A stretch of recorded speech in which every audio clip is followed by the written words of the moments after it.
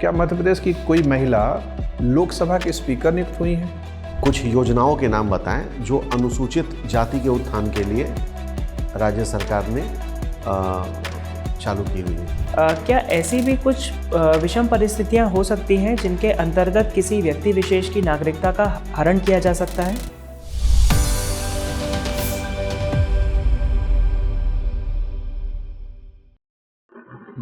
आ जाइए। नमस्ते जी, बैठिए सूरजभान। Thank you sir. क्या मतलब है सूरजभान का? सर, सूरजभान का अर्थ है जो सूरज से जन्मा हो और जिसमें सूरज का आभास हो। अच्छा, सूरज के माता जी का नाम आपको पता है? जी सर। कौन थी? सर सॉरी सर, मैं रिकॉल नहीं कर पा रहा हूँ, लेकिन अदिति। हाँ, आप सही कह रहे हैं, अदिति दी थी। तो पिताजी का नाम भी याद होगा? सर रिकॉल नहीं कर पा रहा हूँ, ऋषि थे लेकिन मैं याद नहीं कर पा रहा हूँ। अदिति तो उनकी बहन थी। क्षमा चाहता हूँ सर। अच्छा, तो ये बताइए कि इंसान के जीवन में माँ का महत्व ज़्यादा होता है कि पिता का महत्व ज़्यादा होता है? सर, अगर देखा जाए तो व्यक्तित्व विकास में दोनों का महत्व तो मुझे लगता है समान होता है। जहाँ माँ से उन्हें प्रेम, करुणा और प्यार आदि मिलता है, जबकि पिता से मार्गदर्शन मिलता है, व्यक्तित्व विकास होता है। पिता जीवन में आगे बढ़ना सिखाता है और माँ प्रेम, सहृदयता और ये सब भाव जो होते हैं वो माँ से होते हैं। अच्छा, तो जो भाषा बच्चा पहली बार सीखता है उसको पितृभाषा क्यों नहीं कहते, मातृभाषा क्यों कहते हैं? सर बिल्कुल सर, क्योंकि ऐसा माना जाता है, क्योंकि हमारे यहाँ पर माँ प्रथम गुरु होती है। और अगर देखा जाए तो बच्चे का ज़्यादा तक बचपन में लगाव और पालन पोषण जो होता है वो माँ से ही होता है, क्योंकि माँ उन्हें दूध पिलाती है, उनका व्यक्तित्व विकास पालन पोषण करती है। तो इस वजह से मुझे लगता है कि कहीं ना कहीं माँ के करीबी होने के कारण। चूँकि उपन्यास और कहानियाँ पढ़ने आपकी हॉबी है तो इन विषयों पे आपने जरूर चिंतन किया होगा कि किशोरावस्था में बहुत सारे बेटे अपनी माँ के खिलाफ विद्रोह नहीं करते लेकिन पिता के खिलाफ विद्रोह करते हैं। कोई ऐसा उपन्यास पढ़ा है जिसमें एक पुत्र ने पिता के खिलाफ विद्रोह किया हो? सर, गोदान प्रसिद्ध उपन्यास है प्रेमचंद जी का, जो कि 1936 में लिखा है। वहाँ पर गोबर नामक जो पात्र हैं वो अपने पिता होरी से विद्रोह करता है। ठीक है, ये बहुत सारे बेटे करते हैं। तो ये विद्रोह क्या इंगित करता है कि बेटा वाकई पिता को उतना ही महत्व देता है जितनी माँ को, या अपेक्षाकृत कम महत्व देता है? सर, मुझे लगता है कि पुत्र जो होते हैं, पुत्र या कोई संतान, दोनों को समान महत्व देते हैं, किंतु कहीं ना कहीं माँ के प्रति लगाव अधिक होने के कारण उनकी तरफ झुकाव हो जाता पुत्रों का, और उसी प्रकार जिस प्रकार बेटियों का झुकाव पिता की तरफ हो जाता है सर। अच्छा, तो ये जो नैसर्गिक प्रवृत्ति है, पुत्रों का झुकाव माँ के प्रति होता है, फिर भी सामाजिक व्यवस्था पितृसत्तात्मक कैसे बन गई है? सामाजिक व्यवस्था को तो मानव स्वभाव के आधार पर मातृसत्तात्मक होना चाहिए था। जी सर, क्योंकि सर ऐसा माना जाता है कि अगर शारीरिक रूप से देखा जाए तो जो पुरुष होता है वो ताकतवर होता है, जबकि मानसिक और भावनात्मक रूप से देखा जाए तो स्त्री ताकतवर होती है। क्योंकि प्राचीन समय से ही मनुष्य खाद्य संग्राहक रहा है, और इसके साथ में सर उनके द्वारा जो बाहर कार्य किए गए उसी आधार पर ही व्यवस्था को पितृसत्तात्मक कहा गया। जबकि हालांकि ऐसा नहीं है, घर में माता की भी भूमिका उतनी रही है, महिला पुरुष के सहयोगी के रूप में हमेशा चली है, लेकिन चूंकि सिर्फ शारीरिक शक्ति और इसके कारण मुझे ऐसा लगता है कि व्यवस्था पितृ प्रधान रही है। अच्छा जी, मेरा अंतिम प्रश्न है सूरजभान, चूँकि आपने फिजिक्स, केमिस्ट्री, मैथ पढ़ा है ग्रेजुएशन में, और अब आपने वो उसमें दिलचस्पी शायद कम कर ली, 2018 में आपने बीएससी पूरा कर लिया। जी सर। 5-6 साल से लगता है विज्ञान आपने पढ़ा नहीं है। जी सर। क्या बता सकते हैं कि लोगों की, इंसान की प्रवृत्तियों में वैज्ञानिक तथ्य भी भूमिका निभाते हैं, उसका डीएनए भूमिका निभाता है? सर, वैज्ञानिक तथ्य व्यक्तित्व में सर बिल्कुल निश्चित रूप से वैज्ञानिक तत्व व्यक्तित्व में कहीं ना कहीं तर्क वितर्क इन चीज़ों में भूमिका निभाते हैं सर। डीएनए? सर डीएनए में सर चूंकि वैज्ञानिक तत्व में जो क्षार जो होते हैं वो आनुवांशिकी के कारण डीएनए में भी शामिल होते हैं, तो इसमें भी आंशिक रूप से भूमिका रहती है विज्ञान की। ठीक है सूरज भान, धन्यवाद। सूरज भान जी, आप टीकमगढ़ से आते हैं। जी सर। तो टीकमगढ़ के भूगोल के बारे में कुछ बताएं। और सर टीकमगढ़ जो है बुंदेलखंड पठार में अवस्थित है, जो कि विंध्याचल पर्वत श्रेणी के निकट है। और यह टीकमगढ़ जो प्राचीन ग्रेनाइट चट्टानों से मिलकर बना हुआ है। अगर देखा जाता है तो यहाँ पर सूखा प्रवण क्षेत्र में इसे शामिल किया गया है। ओरछा राज से इसका कुछ लेना देना है, क्या है संबंध? सर टीकमगढ़ जो है ओरछा राज्य की राजधानी के रूप में महाराजा श्री विक्रमजीत सिंह ने टीकमगढ़ को ओरछा राज्य की राजधानी के रूप में स्थापित किया था, और टीकमगढ़ ओरछा ही साम्राज्य में शामिल था। ठीक है। मध्य प्रदेश के संदर्भ में अगर देखें तो मध्य प्रदेश की अर्थव्यवस्था में सबसे बड़ा पार्टिसिपेशन किस क्षेत्र का है? प्राथमिक, द्वितीयक, तृतीयक? और सर प्राथमिक क्षेत्र का पार्टिसिपेशन अधिक है, जो लगभग 44% से ज़्यादा है। ठीक है। सो सामान्यतः राष्ट्रीय परिप्रेक्ष्य में देखें तो सबसे ज़्यादा योगदान जो है वो तृतीयक क्षेत्र का है, सर्विसेज का। मध्य प्रदेश के संदर्भ में कृषि और आधारित क्षेत्र का। जी सर। क्या ये बड़े अनुकूल परिस्थिति है या प्रतिकूल परिस्थिति है? इसके दूरगामी परिणाम क्या हैं? सर ऐसा माना जाता है कि प्राथमिक रूप से कृषि का विकास होता है, और कृषि ही उद्योग और सेवा क्षेत्र का आधार तैयार करती है। चूँकि मध्य प्रदेश अभी औद्योगिक रूप से इतना सक्षम राज्य नहीं है, और एक बृहद क्षेत्रफल होने के कारण यहाँ की जनसंख्या कृषि में अधिकांश संलग्न है। तो इस वजह से कृषि क्षेत्र का हिस्सा अधिक रहा है, चूँकि औद्योगिक पिछड़ापन रहा है, और कृषि इतनी ज़्यादा आधार उद्योगों के लिए मध्य प्रदेश में तैयार नहीं कर पाई है। लेकिन हालांकि इसके लिए कई प्रयास किए जा रहे हैं। ग्लोबल समिट का भी आयोजन किया जा रहा है, जिससे कहीं ना कहीं कृषि क्षेत्र का अंशदान कम हुआ है और सेवा क्षेत्र का अंशदान सब बढ़ रहा है। ठीक है। राज्य के तौर पर अगर मध्य प्रदेश का सकल घरेलू उत्पादन देखा जाए जी सर, तो इसका कितना होगा, वॉल्यूम कितनी होगी मध्य प्रदेश के ग्रॉस स्टेट डोमेस्टिक प्रोडक्ट का? अनुमान एक लगाइए। सर क्षमा चाहता हूँ सर। और प्रति व्यक्ति आय अगर देखी जाए मध्य प्रदेश की तो कितनी होगी करीब? सर स्थिर लागत पर 65,003 रुपये वर्तमान जो स्थिर पर 65,000 जी सर। ये राष्ट्रीय औसत से कम है या ज़्यादा है? और सर राष्ट्रीय औसत से कम है सर। राष्ट्रीय औसत से कम है। ठीक है। मध्य प्रदेश में कुछ योजनाओं के नाम बताएं जो अनुसूचित जाति के उत्थान के लिए राज्य सरकार ने चालू की हुई है। और सर सबसे बड़ी योजना अनुसूचित जाति सब प्लान के तहत की गई थी, और अभी वर्तमान में सर प्रधानमंत्री आदर्श ग्राम योजना जो कि अनुसूचित जाति के लिए तैयार की गई है। हाँ। और इसके साथ में जो स्टैंड अप इंडिया जो है वो अनुसूचित जातियों के लिए ही इसमें विशेष प्रावधान किए गए हैं।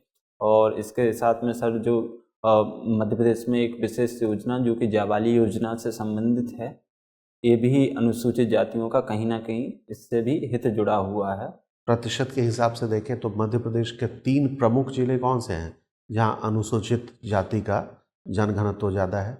और सर उज्जैन, और सर उज्जैन के साथ में अगर देखा जाए तो टीकमगढ़, और सर शायद टीकमगढ़ वैसे तीसरे नंबर पर होगा, बट ठीक है, आप ठीक बोल रहे हैं। आपकी रुचि है कहानियाँ पढ़ना और उपन्यास पढ़ना। जी सर।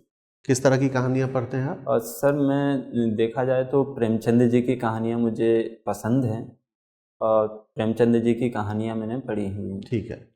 सो मेरा अंतिम सवाल आपसे प्रेमचंद जी की कहानियों पर ही है कि प्रेमचंद की कहानियों में एक क्रमिक परिवर्तन दिखता है। पहले उनकी जो कहानियाँ थी उनका एक सुखद अंत होता था, बाद की जो कहानियाँ हैं वो कहीं ना कहीं इस ऐसे मोड़ पर छोड़ती है जहाँ से कि आप स्वतंत्र चिंतन के लिए स्वतंत्र हैं। जी सर। ये क्या परिवर्तन है, और 2-3 उदाहरण देके आप बता और सकते हैं? सर अगर देखा जाए कि हम पहले प्रेमचंद जी की कहानियों में एक आदर्शवाद प्रमुख भूमिका में होता था, और जिसमें अगर देखा जाए तो बूढ़ी काकी हो गई और इस बड़े घर की बेटी हो गई, इसमें आदर्शवाद की भूमिका प्रमुख थी। और प्रेमचंद जी जब 1936 तक आते आते उनके प्रसिद्ध कहानियों में जैसे कि सदगति और कफन प्रमुख कहानियाँ हैं जिनमें यथार्थवाद की भूमिका है, और इसके साथ में अन्य विमर्शों को, समकालीन विमर्शों को भी उसमें शामिल किया गया है। आधुनिक युग में कोई ऐसा साहित्यकार या कहानीकार जो आपको प्रेमचंद के आसपास लगता हो, या जो आपको पसंद आता हो कम से कम? सर चूँकि मुझे अभी एक लेटेस्ट उपन्यास नीलोत्पल मृणाल जी का पढ़ा है मैंने, द डार्क हॉर्स, तो क्योंकि सीमित ही उपन्यास और कहानियाँ पढ़ पाई हैं मैंने, इस वजह से सर वही मैंने एकमात्र उपन्यास पढ़ा है। ठीक है, धन्यवाद। सूरज भान जी, जी मध्य प्रदेश की प्रमुख नदियों के बारे में बता सकते हैं, कौन कौन सी हैं? जी सर, अगर सर प्रमुख नदियों में सर जीवनदायिनी माँ नर्मदा मध्य प्रदेश की प्रमुख नदी है। चंबल, कैन, बेतवा आदि प्रमुख नदियां हैं। ठीक है, इनमें सबसे लंबी नदी कौन सी है? और सर नर्मदा नदी मध्य प्रदेश की सबसे लंबी नदी लगभग है, और लगभग जो कि 1312 किलोमीटर के लगभग है, जो कि मध्य प्रदेश में 1000 किलोमीटर से अधिक बहती है। और बाकी का हिस्सा कहाँ, किस राज्य से और होके बाकी का गुजरता हिस्सा है? सर गुजरात राज्य में शामिल हुआ है इसका। ठीक है, और इसका अंत कहाँ होता है? सर खंबात की खाड़ी में सर नर्मदा नदी एस्चुरी बनाते हुए वहाँ पर शामिल हो जाती है। ठीक है। नदियों के संदर्भ में नदियों को जोड़ने की भी एक परियोजना पे काम किया जा रहा है। क्या मध्य प्रदेश की भी कुछ नदियों को जोड़ा जा रहा है? जी सर, मध्य प्रदेश में प्रमुख योजना जो कि अभी चर्चित रही है कैन बेतवा लिंक परियोजना है, जो कि मध्य प्रदेश और उत्तर प्रदेश की ज्वाइंट परियोजना है। इसमें इसे जोड़ा जा रहा है, और भी जैसे कि सर अभी जो उज्जैन में जो नदियों को जोड़ा गया था महाकुंभ के लिए, तो ये भी मतलब तो केन बेतवा प्रोजेक्ट में किस नदी से किस नदी में पानी भेजा जा रहा है? और सर कैन नदी से दोदन बांध के द्वारा बेतवा नदी में पानी भेजा जा रहा है। क्या स्थिति है इस प्रोजेक्ट की? अभी कंप्लीट हो चुका है? और सर अभी कंप्लीट तो नहीं हुआ है सर, अभी क्योंकि पिछले साल ही योजना को पूरी तरह से बजट में मंजूरी मिली थी, तो इस पर सर कार्य किया जा रहा है। क्या हमने कोई संभावित लक्ष्य रखा है कि इस वर्ष तक हम इस योजना को पूरी तरीके से कंप्लीट कर लेंगे? और सर क्षमा चाहता हूँ, मुझे जानकारी कोई बात नहीं।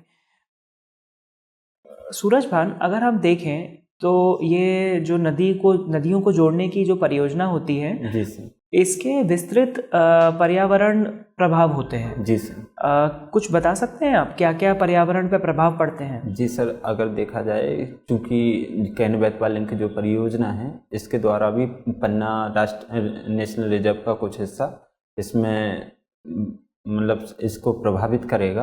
और सर अगर देखा जाए तो विस्थापन की जो समस्याएं होती हैं, जो बांध बनाने से विस्थापन होता है, अब ये भी एक समस्या है, तो ये सामने आता है पर्यावरण में। और चूँकि ये एक प्रत्येक क्षेत्र का एक निश्चित पारिस्थितिक तंत्र होता है, और सर अगर नदियों को जोड़ा जाए तो कहीं ना कहीं इस पारिस्थितिक तंत्र पर भी प्रभाव पड़ता है। सर जब इतने सारे एनवायरमेंटल चैलेंजेस हैं तो फिर हम ऐसे प्रोजेक्ट्स को मंजूरी क्यों देते हैं? सर चूँकि पर्यावरण, हम सतत विकास की अवधारणा पर कार्य करते हैं, और चूँकि इसकी हानियों की अपेक्षा लाभ अधिक हैं इसमें, और चूँकि हम इससे अगर नदियों को जोड़ते हैं तो सूखा प्रवणता, जो कि इससे जो पर्यावरण की हानि होती है, इससे भी बचा जा सकता है, और कृषि उत्पादकता अधिक हो सकती है, किसानों को अधिक आय मिल सकती है, और कहीं ना कहीं यह किसी न किसी रूप से पर्यावरण को संरक्षित करती है। ठीक है, सूरज भान ये बताएं, भारत की नागरिकता पाने की क्या क्या शर्तें हैं? सर भारत की नागरिकता के लिए 1955 में नागरिकता अधिनियम लाया गया है, और जिसमें से कई प्रावधान हैं, जैसे कि देशीकरण के द्वारा नागरिकता प्रदान की जाती है, जन्म और वंश के द्वारा भी नागरिकता प्रदान की जाती है।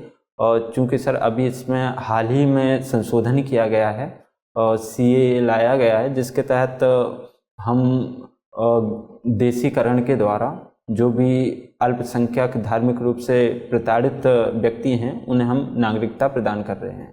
ठीक है, किन धर्मों की बात की गई है इस कानून में? और सर इसमें 6 धर्मों की बात की गई है, जिसमें से जैन, बुद्ध, पारसी, ईसाई, सिख आदि प्रमुख धर्म हैं। ठीक है। क्या ऐसी भी कुछ विषम परिस्थितियां हो सकती हैं जिनके अंतर्गत किसी व्यक्ति विशेष की नागरिकता का हरण किया जा सकता है? सर चूंकि इस संशोधन के द्वारा हम हमारे द्वारा जो कि अल्पसंख्यक, धार्मिक रूप से अल्पसंख्यक हैं, उनका संरक्षण किया जा रहा है, और बाकी जो प्रावधान है नागरिकता प्राप्त करने के वो यथावत रखे गए हैं। तो मुझे नहीं लगता कि सर देशीकरण का रास्ता अभी भी खुला हुआ है। कोई प्रावधान नहीं है जिसके अंतर्गत किसी की सिटीजनशिप जा सकती है?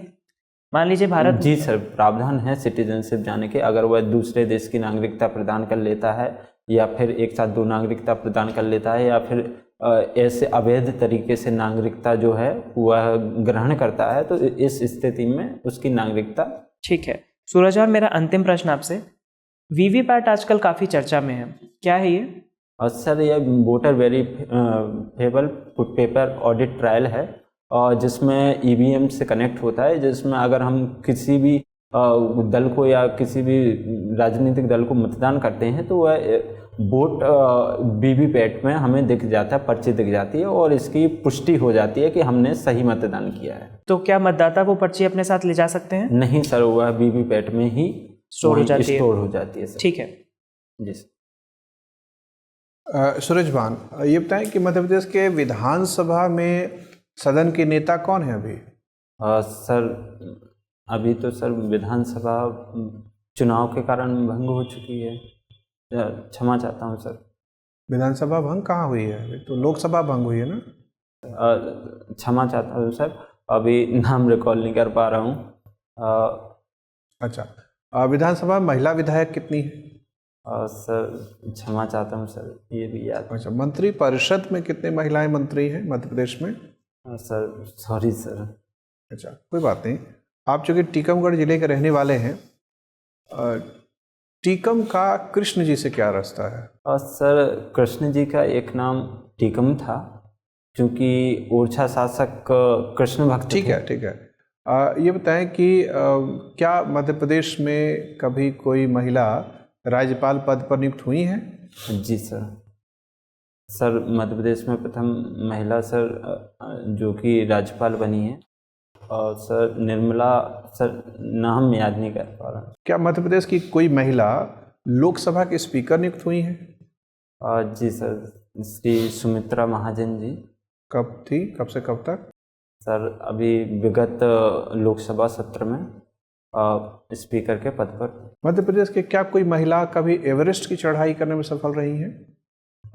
जी सर, अभी जो पूरा नाम याद नहीं कर पा रहा हूँ, लेकिन सर शिवानी परमार या मेघा परमार जी हैं, जो कि एवरेस्ट की चढ़ाई की है उन्होंने। अच्छा, वो अकेली महिला है मध्य प्रदेश की, और भी महिलाएं हैं? और सर और भी हैं सर, इसके बारे में जानकारी नहीं है। ठीक है सूरजभान, आपका इंटरव्यू हो गया, आप जा सकते हैं। जी सर, थैंक यू सर।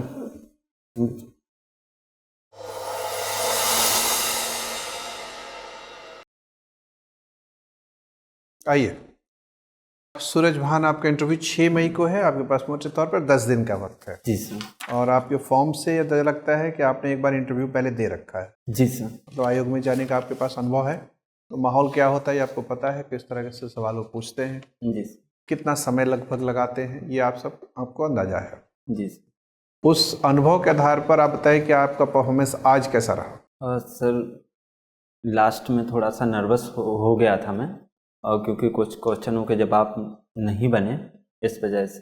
ठीक है, बाकी सब चीज़ें ठीक लग रही हैं? हाँ सर, और बेहतर कर सकता था। बेहतर कर सकते हैं, ठीक है। देखिए, जिन जिन बातों पे आपको थोड़ा सा ध्यान रखना है कि थोड़ा सा चुस्त रहना है। जी सर। प्रवेश करते समय और बातचीत करते समय आपकी आवाज़ बहुत दबी दबी सी आ रही है। जी सर। तो समझने में थोड़ा सा बल डालना पड़ रहा है, तो आप थोड़ा ऊंचा बोलें, कम से कम 20% आवाज़ का स्तर ऊपर उठाएं। जी सर। जब थोड़ा ऊंचा बोलेंगे तो ये भी लगेगा कि आप कॉन्फिडेंट हैं, आपकी नॉलेज ठीक है। जहाँ जहाँ आपने तथ्यगत प्रश्न का जवाब दिया वो ठीक जवाब दिया। आपने कहीं जवाब देने में बेईमानी नहीं की, मतलब जो जवाब आपने दिया आपको तसल्ली थी दिल में कि मैं सही जान रहा हूँ, तभी आपने जवाब दिया, और ऐसा ही होना चाहिए। जी सर। बहुत सारी चीज़ें आप और जानकारी हासिल कर सकते हैं, चूँकि 10 दिन का वक्त है।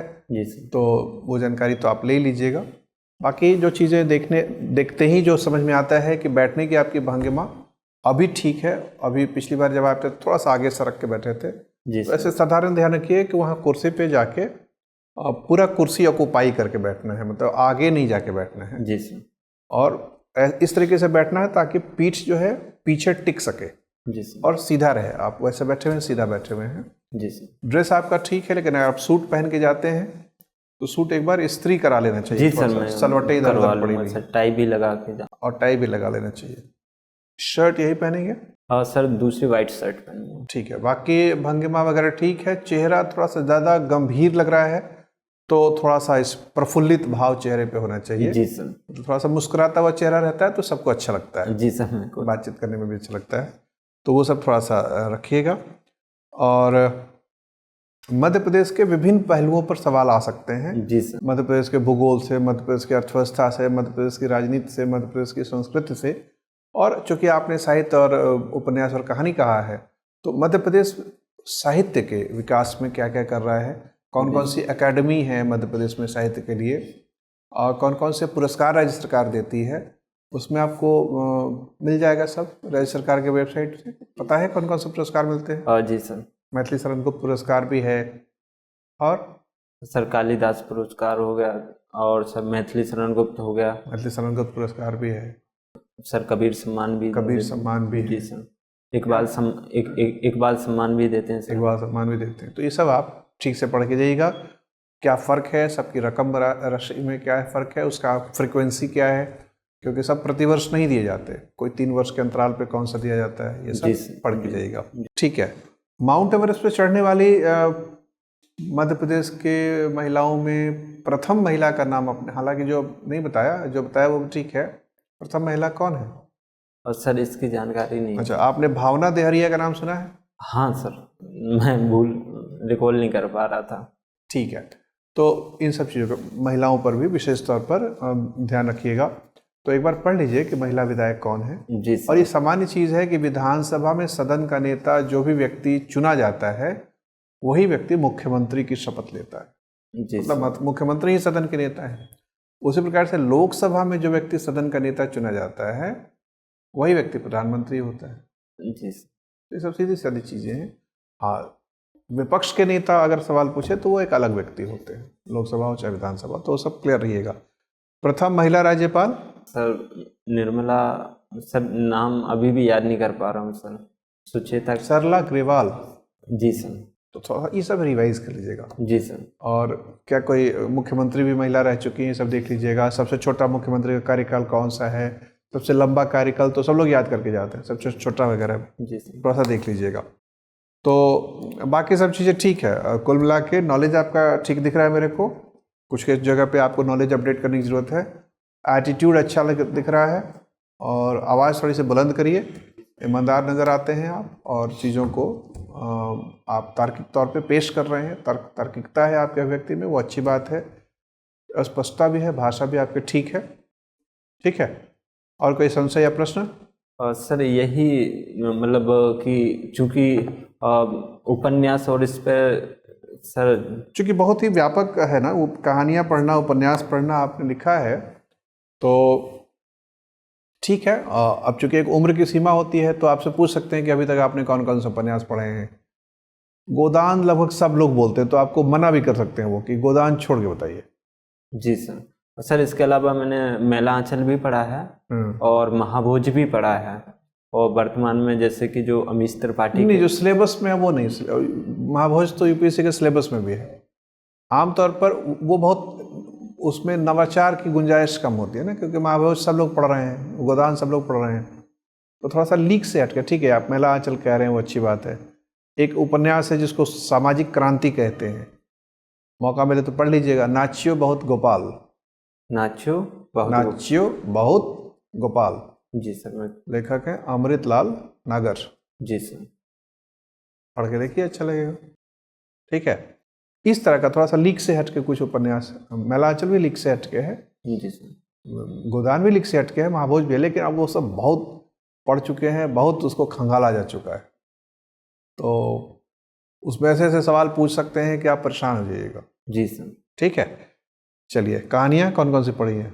और सर मैंने प्रेमचंद की जो प्रसिद्ध कहानियाँ हैं प्रेमचंद, ठीक है, प्रेमचंद सुपर हीरो हैं कहानी उपन्यास दोनों के। प्रेमचंद के अलावा कोई कहानी और सर मैंने पढ़ी है, लेकिन हिंदी की श्रेष्ठतम कहानी किसको माना जाता है? सर एक टोकरी भर मिट्टी। हाँ? और सर हिंदी की श्रेष्ठतम कहानी। और सर निष्कर्ष, एक कहानी उसने कहा था, जी सर, पढ़ी है? चंद्रधर शर्मा गुलेरी गुलेरी की पढ़ी है? और सर मुझे पढ़ी है लेकिन रिकॉल नहीं कर पा रहा हूँ। सैनिक की कहानी है जो कि बॉर्डर पर अपनी प्रेमिका को याद करता है कि उसने कहा था, ऐसा करके इसका संदर्भ यही है सर। मेघदूतम पढ़ी है? कालिदास की रचना है। और नहीं पढ़ी। उसकी भी कहानी कुछ वैसे ही है।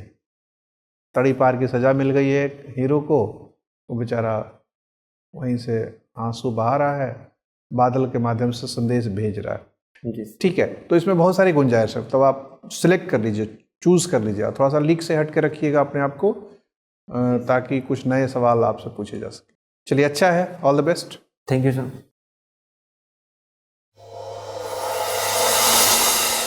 डियर व्यूअर्स, अपने एग्जाम की तैयारी को और बेहतर करने के लिए हमारे चैनल को लाइक, शेयर और सब्सक्राइब करना न भूलें।